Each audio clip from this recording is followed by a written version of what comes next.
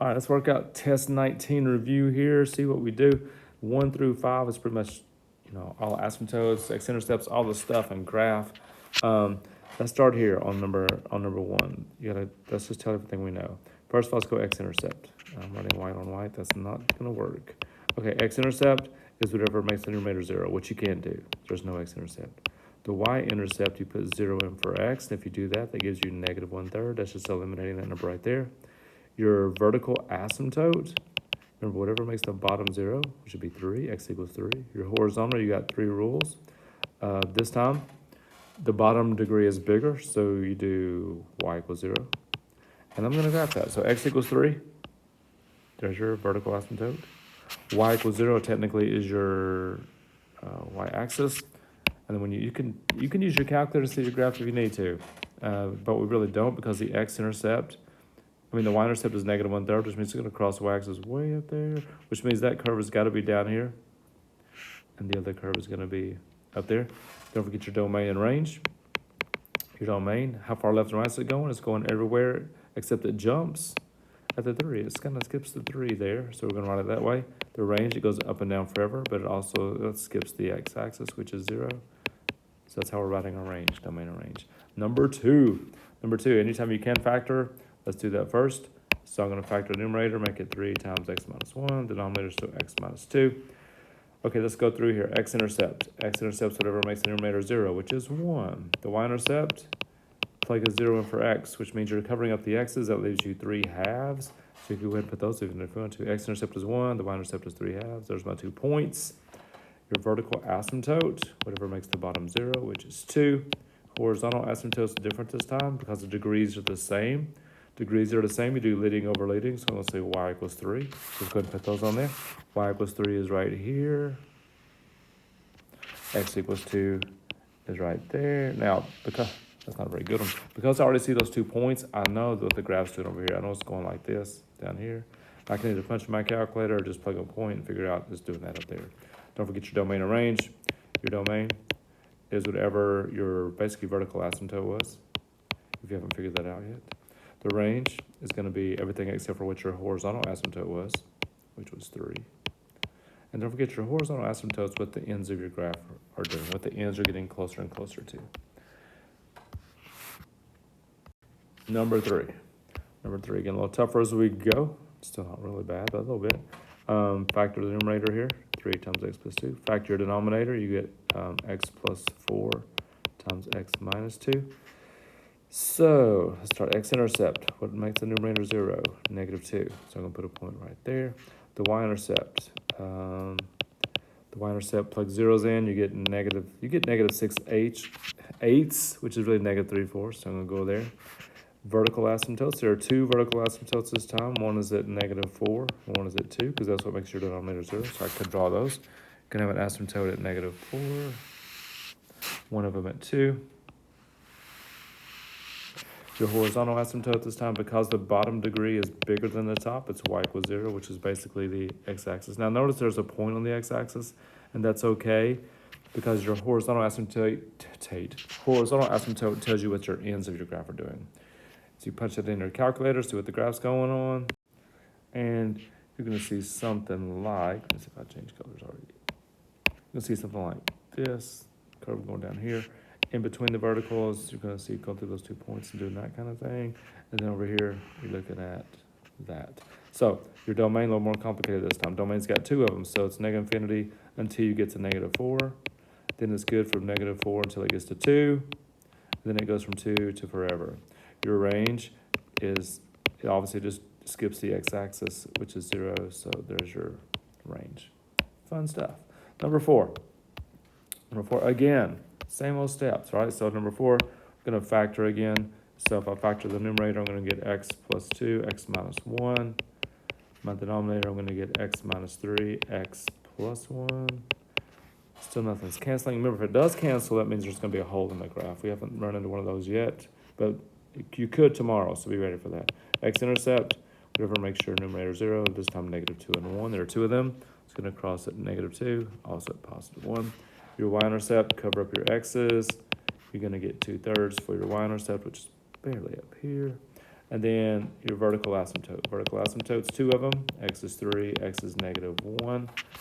So I can put those up here. X is 3 is right there. X is -1 right there. Kind of miss. Your horizontal this time, because the degrees are the same, you do leading over leading, so it's y equals 1, which is right there, which tells you what the ends of your graph are going to be doing. Punch it in, and you're going to see something like, remember it's closer and closer here, closer and closer to those asymptotes. In between the two verticals, you're going to see that. One thing about these verticals, there's always something going on between the verticals. You may have to zoom out on your calculator sometimes, whatever, but you need to find out what's going on between the two vertical asymptotes every time. Every time. I hope you heard that. Every time. Tomorrow, for sure, every time. There needs to be something on each side of your vertical asymptote. Okay, number 5, and the last one of these, take out the x squared on the top. That leaves x plus 1. On the denominator, you got x plus 2, x minus 2. So let's see what's happening here. My x-intercept would be 0 and -1, two of those. 0, -1, they're close together. My y-intercepts, if you cover up the x's, you would just get 0. So the y-intercept is also, well, I should have known that. Your vertical asymptote, whatever makes the bottom 0, x equals -2, x equals 2. Your horizontal asymptote, there's not one. Actually, there's not one because there's a slant asymptote. All right, so remember to get the slant asymptote. You get a slant asymptote when the numerator is 1 degree larger than the denominator. So you have to do the division. So I'm going to come over here and go x cubed plus x squared divided by x squared minus 1. This is going to be quick because it only takes one step. So x squared goes into x cubed x times. And that's going to give me x cubed minus 4x squared. Draw the line, change the signs. That's gone. That's 5x squared. That's really all I need to know. How many times does x squared go into 5x squared? 5 times. So there's my slant asymptote. Y equals x plus 5. Remember, we don't care about the remainder. So I'm going to draw that. Your slant asymptote's always going to be slope-intercept form. It's going to cross the y-axis there. Slope is 1. That asymptote's going to do just like this. It's going to go right through here. Slope is 1. Right down through there. There's the slant asymptote. Your vertical asymptote was at 2 and -2, which means 1 is here. The other one is there. And remember, you need to find what's going on in the graph on each side and everywhere for your vertical asymptote. So let's punch this thing in. When you punch it in, here's what you're going to see. And you need, and I'm going to tell you this, tomorrow if you don't see 3 pieces here, you need to go find out what's going on. You need to go find those 3 so you can, because you need to have a piece on the left side, a piece in between the two verticals, and a piece on the right side. Number 6, find a polynomial degree 3 that has those zeros. Now remember, if 2 minus I is a 0, automatically 2 plus I is a 0. So I'm going to P of x equals, the 2 comes from here, x minus 2. The 2 minus I comes from x minus 2 minus I. And the 2 plus I comes from x minus 2 plus I. Let's distribute those minus signs inside, which would be x minus 2 plus I and x minus 2 minus I. Still leaving this x minus 2 sitting here for a second. What I have over here, I'm going to put a bracket. You don't have to do the bracket. These are conjugates. I see x minus 2 both places, and I see plus I and minus I. So I'm going to do the first, which is x minus 2 squared, plus I minus I is negative I squared. So I still have this x minus 2 sitting out here. If I do my square, multiply double square, I would get x squared minus 4x plus 4, but also that minus I squared, which is plus 1, so it's going to be on plus 5. I hope that makes sense to you. And then I'm just going to distribute that first x. I'm going to go x cubed minus 4x squared plus 5x. Then I'm going to take the 2 through, minus 2x squared plus 8x minus 10. That ends up being x cubed minus 6x squared plus 13x minus 10. That's a doozy. All right. Fun, though. I'm going to erase real quick so I can have room to write my 7 and 8.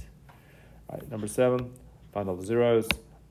This one will not factor, it look like, so my list will be 1, 2, 3, 6, 9, 18.